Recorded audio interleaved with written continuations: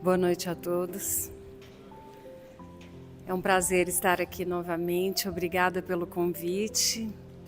E hoje estamos aqui para falar sobre um tema que, quando eu recebi, eu fiquei pensando: meu Deus, será que eu dou conta desse tema?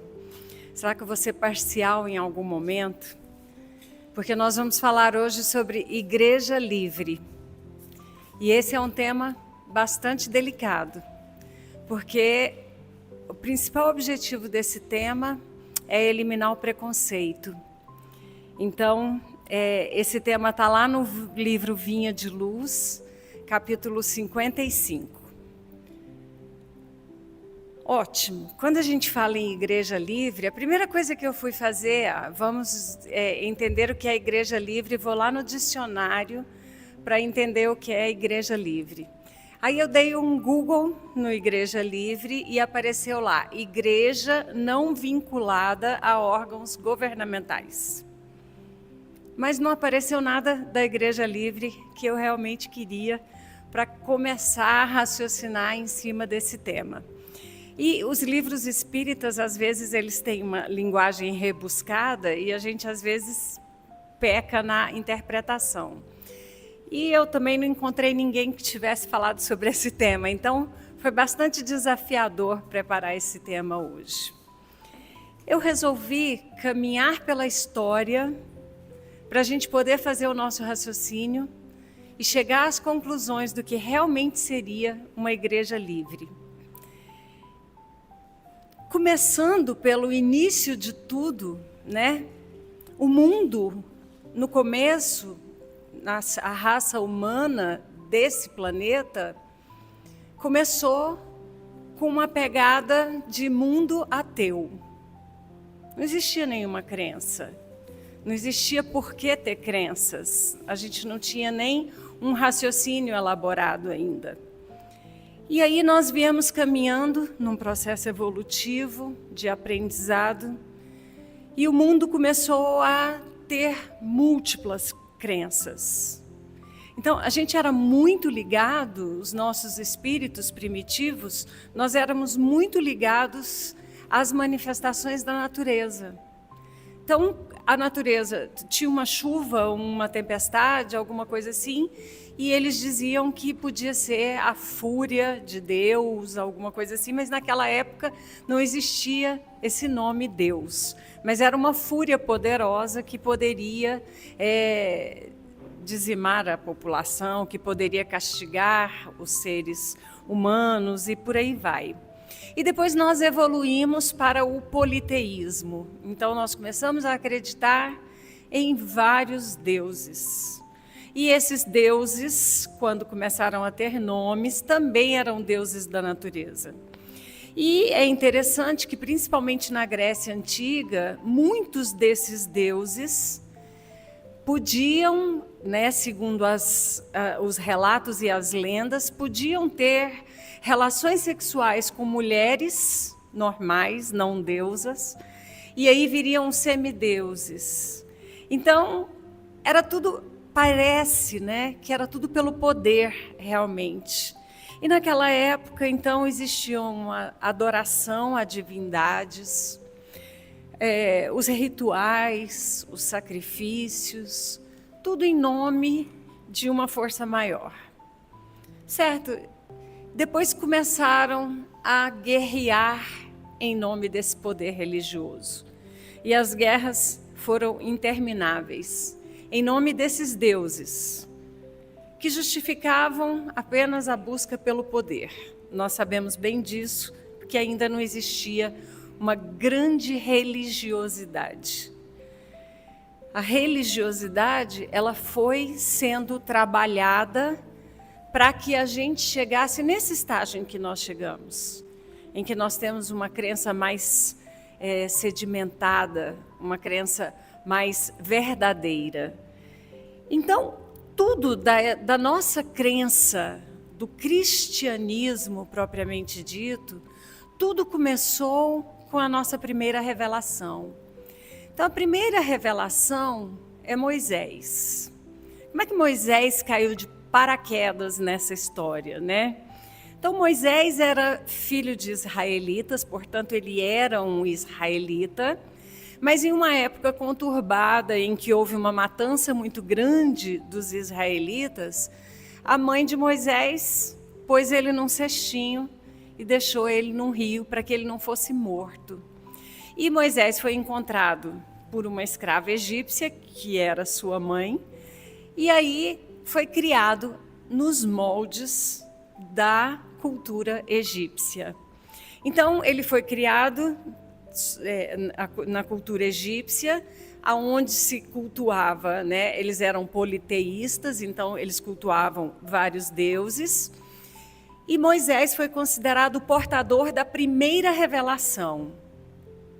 Moisés ele era criado como egípcio, mas ele era israelita de sangue. Ele se desentende com um egípcio, mata o egípcio e é exilado do Egito.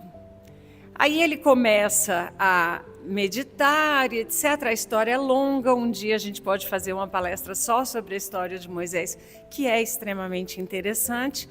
Mas Moisés, um belo dia, ele recebe a visita de Deus, e é o que diz, né, nas Escrituras, e Deus pede a ele que vá libertar o povo israelita do domínio egípcio. Então, Moisés volta para o Egito com essa intenção de libertar o povo egípcio. Só que para Moisés fazer isso, ele precisava se transformar numa figura que desse essa credibilidade, e essa credibilidade tinha que ser incontestável. Todo mundo tinha que acreditar que Moisés realmente seria o salvador daquela população. Então, para isso, Moisés tinha uma mediunidade bastante desenvolvida, que o tempo de meditação no deserto ajudou mais ainda que ele desenvolvesse essa mediunidade, e ele tinha uma mediunidade de efeitos físicos. Então, ele volta para o Egito e para conquistar a confiança daquele povo, para que aquele povo realmente acreditasse que Moisés era o Salvador, ele joga as 10 pragas do Egito, que nós conhecemos, e depois ele tem o relato da primeira psicografia, que é a tábua dos 10 mandamentos. Então, baseado nisso, Moisés veio trazer para aquele povo que estava completamente sem esperança, ele trouxe um processo de transformação que era muito necessário naquela época, mas que se adaptava aos costumes e às necessidades daquele povo, mas principalmente às condições daquele povo entender o que era o início do cristianismo, que veio exatamente com Moisés. Então, ele veio com uma imagem de um Deus que precisava ser punitivo. E as pessoas que passassem a acreditar que existiria apenas um Deus, começaram a temer a esse Deus. Então, naquela época, o povo precisava de regras, e essas regras seriam impostas por uma figura que tivesse um poder maior. Era necessário que isso acontecesse. Então, Moisés consegue, né, angariar a confiança do povo israelita e liberta esse povo numa passagem muito bonita que a gente conhece como a Páscoa. Ok, depois de Moisés, o povo já preparado, né, para começar a entender o cristianismo propriamente dito, com outra imagem que fosse mais religiosa e mais próxima do que a gente tem hoje, surge Jesus para fazer a segunda revelação. Jesus já surge num momento em que a população já estava mais cansada dessa ideia de punição, e Jesus vem e vira o mundo do lado do avesso. Por quê? porque ele traz ensinamentos como, por exemplo, dai a outra face. Já ninguém mais falava no olho por olho, dente por dente. Não existia mais a vingança. Agora era a hora de dar a outra face. Jesus pede que nós amemos os nossos inimigos. Então, ele não prega o ódio mais, ele não prega mais a separação. Jesus pede que a gente faça o bem. É diferente da gente brigar, guerrear, da gente matar em nome de um Deus.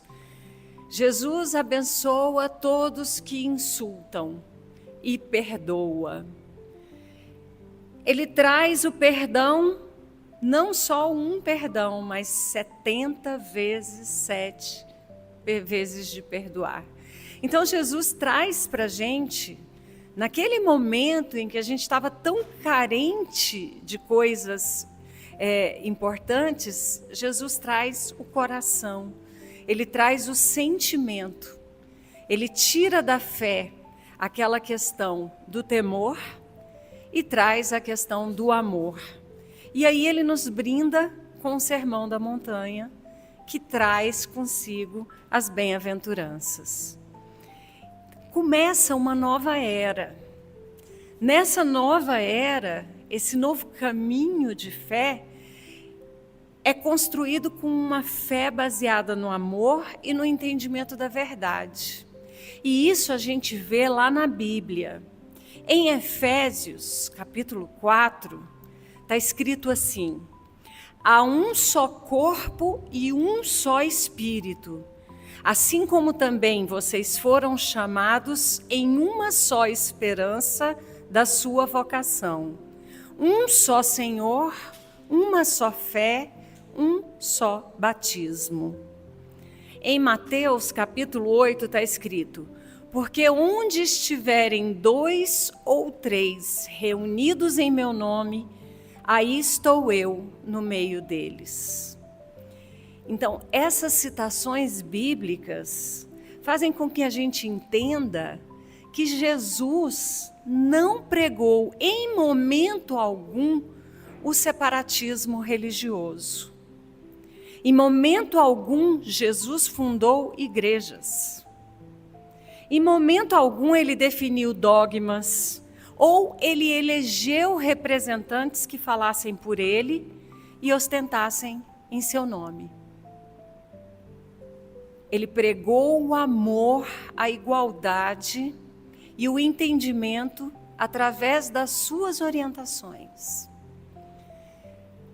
O que a gente vê? A gente vê que uma cruz de ouro não representa Jesus.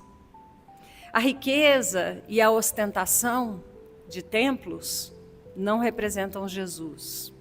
O luxo, a soberba, a supremacia não representam Jesus. As guerras em nome de Deus não são orientadas pelas escrituras bíblicas. E o mandamento maior de Jesus era: não matarás. Portanto, como é que uma guerra poderia ser considerada santa se Jesus orientou que nós não matássemos os nossos irmãos? Quando a gente vê isso, a gente percebe que Jesus queria uma coisa só. Ele queria um povo que acreditasse em Deus, nosso Pai, e que trabalhasse juntos. Mas aí iniciam-se os desmandos religiosos.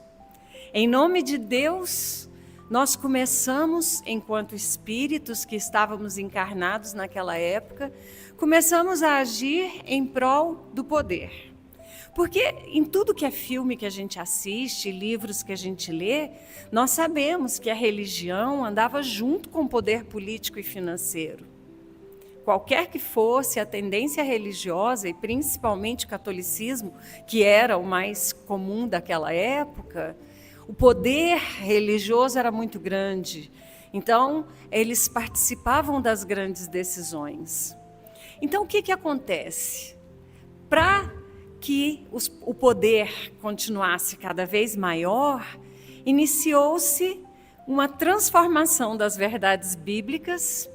Elas começaram a ser modificadas, principalmente ao serem traduzidas para outras línguas, de maneira a favorecer certos dirigentes e, dessa maneira, beneficiar crenças específicas e continuar fortalecendo os mais poderosos. Então, a gente vê isso o tempo todo, mas vejam um exemplo muito interessante dessa condução errônea da tradução. Em 553 depois de Cristo, houve um concílio de Constantinopla. Naquela época, até aquela época, a reencarnação era citada em todos os livros bíblicos, principalmente o Velho Testamento. Então era citado que existia a reencarnação e todo mundo aceitava. Mas um certo imperador chamado Justiniano e a sua esposa Teodora, ao tomarem conhecimento de que havia um processo reencarnatório e que esse processo reencarnatório estava ligado ao resgate das nossas dívidas kármicas, eles perceberam que haviam contraído imensas dívidas kármicas através das suas arbitrariedades, porque ambos eram muito poderosos, porém exerciam o poder de uma forma muito arbitrária. E para que eles não fossem punidos com a reencarnação, eles mandaram retirar da Bíblia o processo reencarnatório.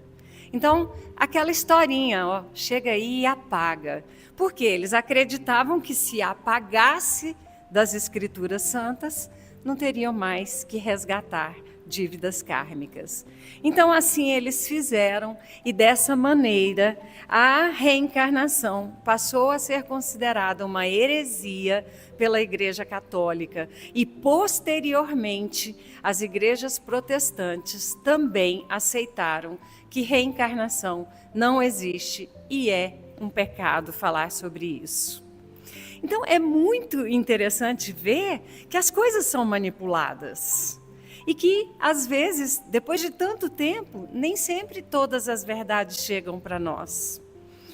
Vejam um outro fato muito interessante, que é um fato de manipulação também das escrituras e do comportamento das pessoas.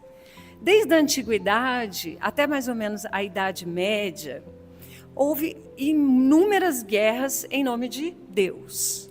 Então, essas guerras santas eram extremamente sangrentas e dizimaram a população masculina por um certo tempo.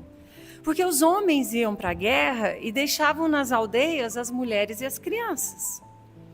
E eles não voltavam das guerras praticamente. Havia uma morte em grande escala destes homens. E as aldeias começaram a ficar povoadas pelas mulheres e pelas crianças.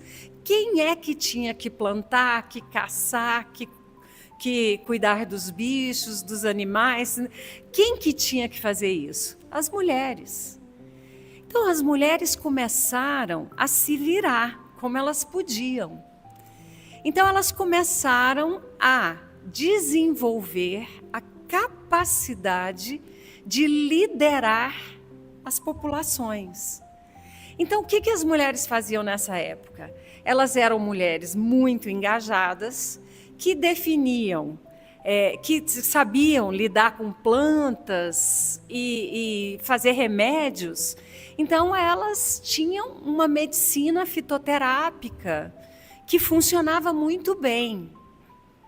E aí elas começaram a trabalhar e trazer o sustento para suas casas e começaram a entender como é que funcionava o processo financeiro econômico daquela população. E politicamente elas foram se tornando mais poderosas. Por quê? Elas que decidiam. E aí tinha uma outra mulher que se destacava mais.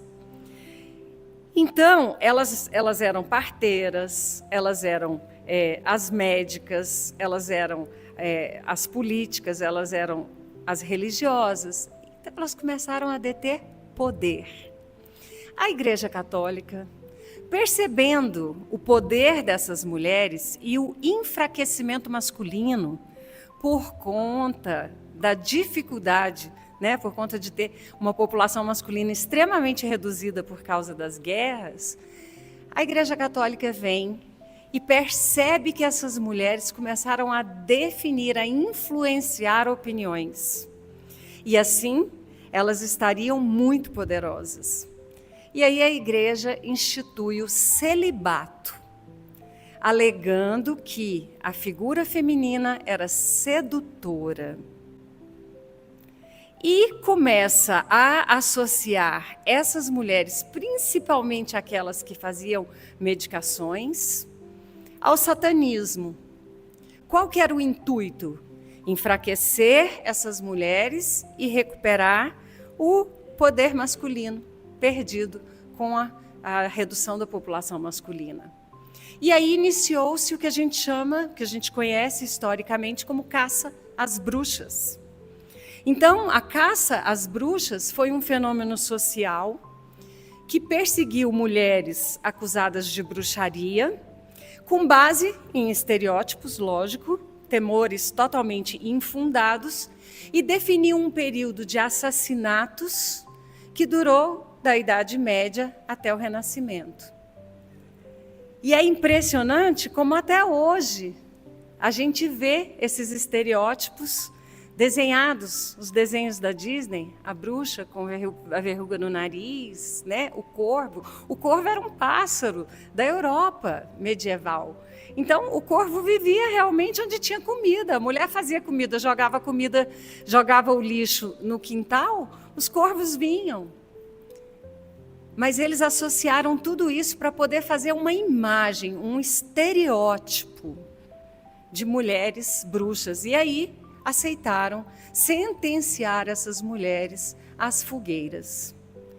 Muito interessante isso. Joana d'Arc foi uma das mulheres que foi queimada, por conta de ser considerada bruxa, porque ela se comunicava com os espíritos.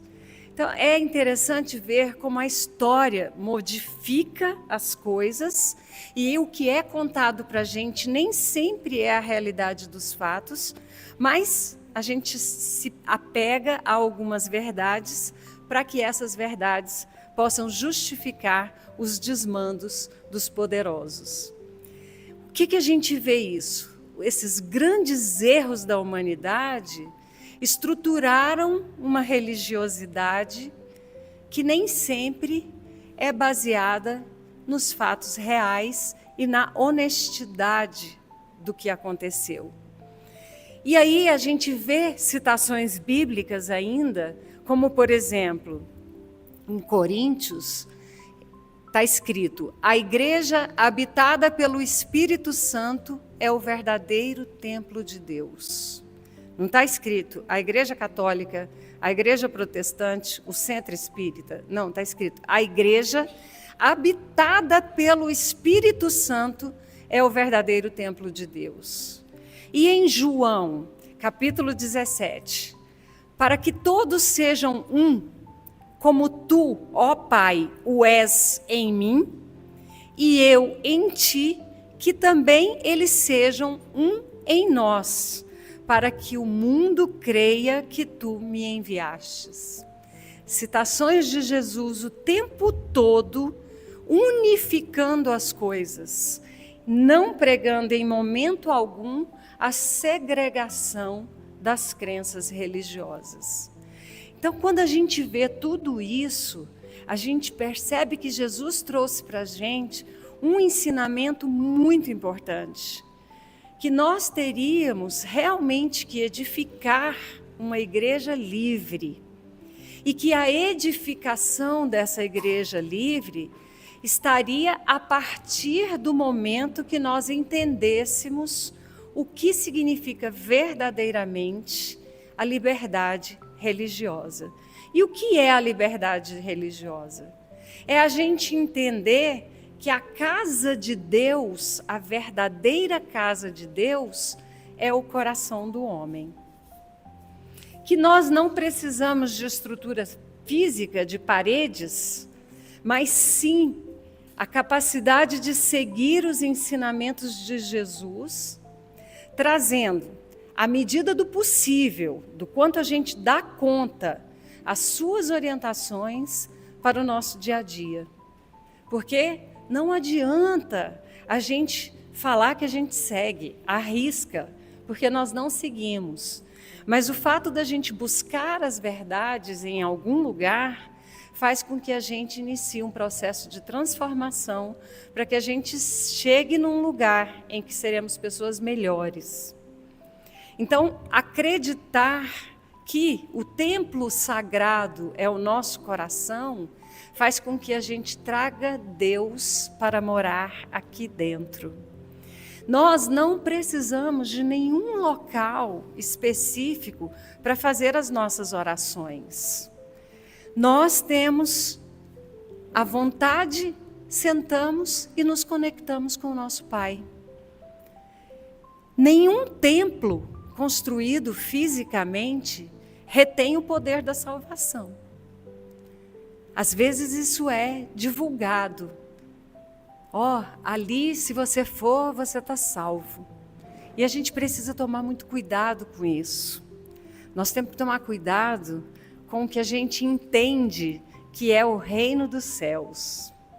A gente precisa, de verdade, carregar dentro de nós o que Jesus nos ensinou, carregar dentro de nós a vontade de amar, a vontade de transformar as nossas realidades, a vontade de modificar o mundo através das nossas atitudes.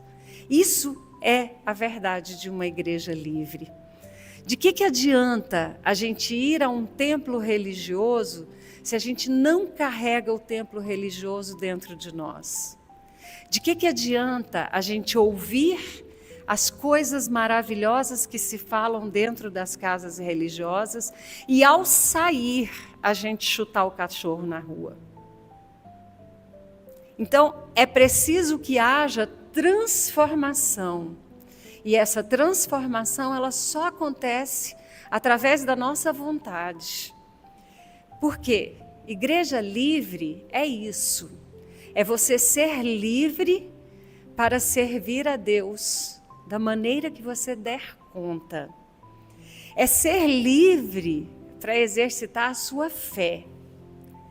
É saber que você não é obrigado a acreditar em nada, mas que acreditar é um prazer. Estar num lugar onde você sente a presença de Deus é muito importante. Mas sair desse lugar com Deus no seu coração, presente na sua vida, orientando as suas condutas e os seus pensamentos, isso sim é estar numa igreja livre. E principalmente, não limitar a nossa fé ao poder financeiro.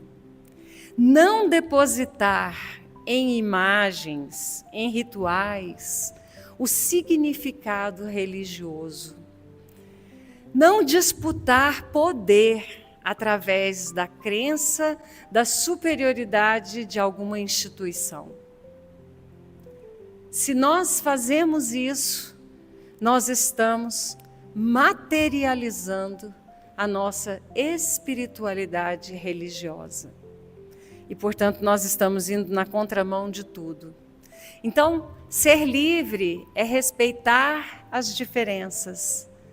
Nós precisamos entender que o nosso próximo, que todos os nossos irmãos, estão caminhando para o aprendizado da fé universal, mas que ainda é necessário que eles vivam experiências diferentes das nossas, mas que eles não estão errados por isso, porque não existe um lugar melhor do que o outro, existe aquele lugar aonde eu sou mais feliz. Nós aceitamos isso e respeitamos essas diferenças. A gente precisa, muito mais do que ostentar a religião, trabalhar no bem, confiando e sem vaidade. esse é o melhor trabalho religioso evolutivo. E aí, quando nós estivermos preparados, a gente começar a se unir por uma causa maior, porque Deus é verdadeiramente uma causa maior. Igreja livre, hoje, para mim, eu definiria como o pleno exercício da fé raciocinada, do livre-arbítrio com responsabilidade e do amor ao próximo. Isso é igreja livre, é acreditar em tudo aquilo que a gente recebe, e a gente recebe pela misericórdia do nosso Pai. Então eu finalizo a nossa conversa lendo o restinho do capítulo do livro Vinha de Luz, onde ele diz: semelhantes atritos, contudo, não alteram a consciência tranquila dos anatematizados que se sentem sob a tutela do divino poder.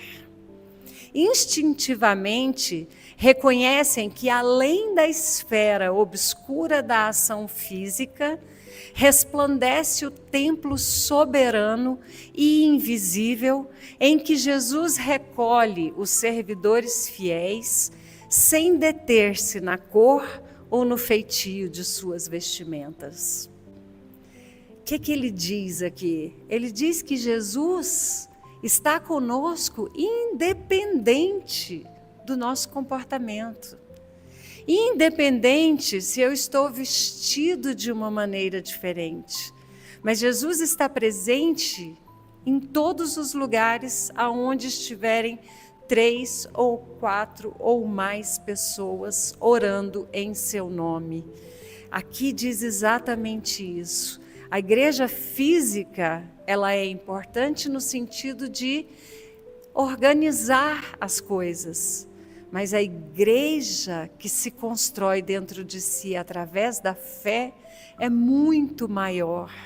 E ele ainda termina dizendo: benfeitores e servos excomungados dos caminhos humanos, se tendes uma consciência sem mácula, não vos magoe a pedrada dos homens que se distanciam uns dos outros pelo separatismo infeliz.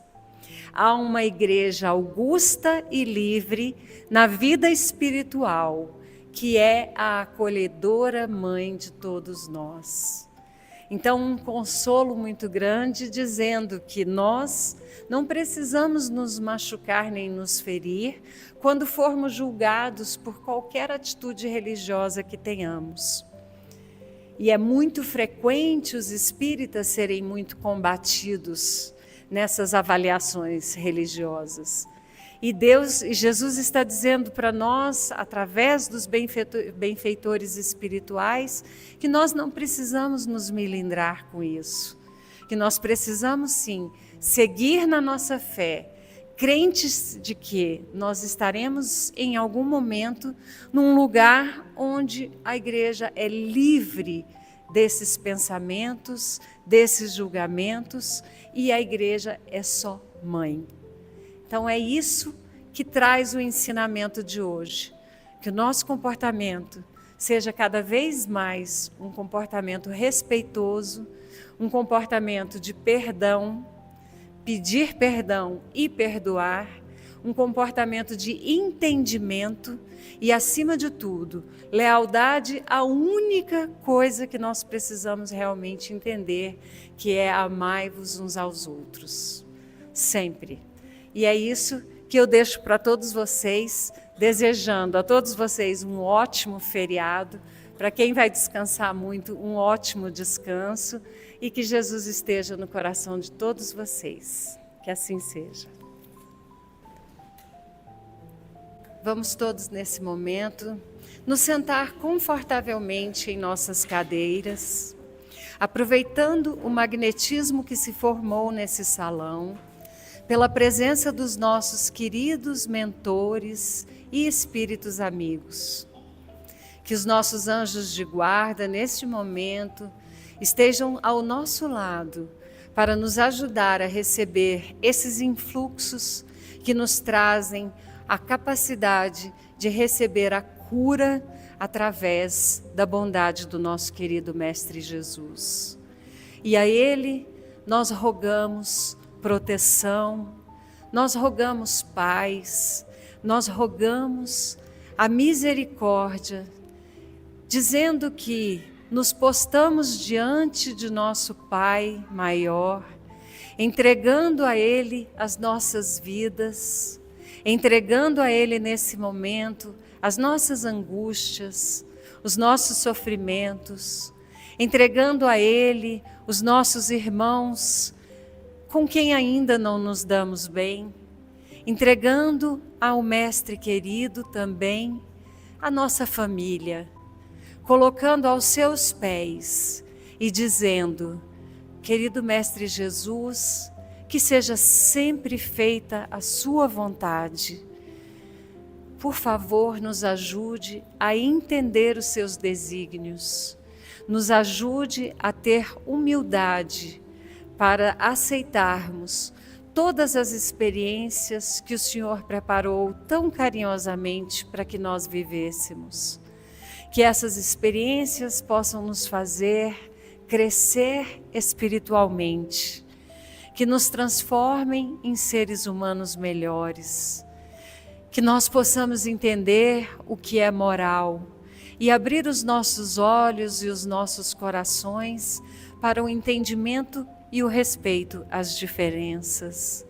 Mestre querido, entregamos em suas mãos as nossas necessidades também, os nossos pedidos desesperados, a nossa saúde. Entregamos em suas mãos a nossa capacidade de trabalho. Pedimos que nos intua, nos acompanhe, nos mostre o melhor caminho e principalmente nos capacite para que possamos perceber e enxergar a sua presença em nossas vidas. Abrimos os nossos pensamentos neste momento, qual terra fértil, para que as suas sementes sejam plantadas, que germine através do nosso bom cultivo as melhores condutas, os melhores pensamentos, as melhores vontades. Que a bondade habite os nossos corações e guie os nossos passos. E que nós sejamos sempre capazes de perceber quando erramos e que nós também tenhamos a disposição para reparar os nossos erros. Mestre querido, te agradecemos por sua presença maravilhosa em nossas vidas. Agradecemos e pedimos pela espiritualidade desta casa. Pedimos que essa casa seja sempre banhada com a sua luz. Pedimos as bênçãos para os nossos parentes que já desencarnaram e pedimos as suas bênçãos pelos nossos irmãos que se encontram em situação de dificuldade, que se encontram em solidão e em angústia, que se encontram enfermos em hospitais, que se encontram reclusos nas casas de detenção. Que a nossa energia possa chegar a todos eles, sob a forma de cura, por causa da sua bondade, e que recebamos sempre essas energias, podendo levá-las de volta ao nosso lar. Mestre querido, em teu nome encerramos os trabalhos da noite. Que assim seja.